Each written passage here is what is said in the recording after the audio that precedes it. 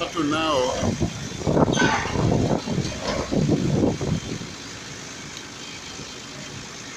yes, so I'm at Huruma Center.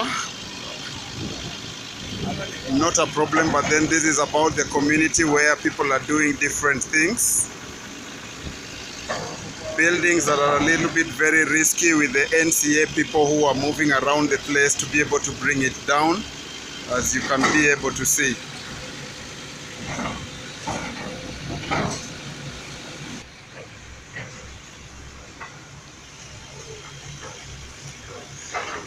This is for TV, whereby we are within Huruma, just being able to capture what happened because of the NCA people.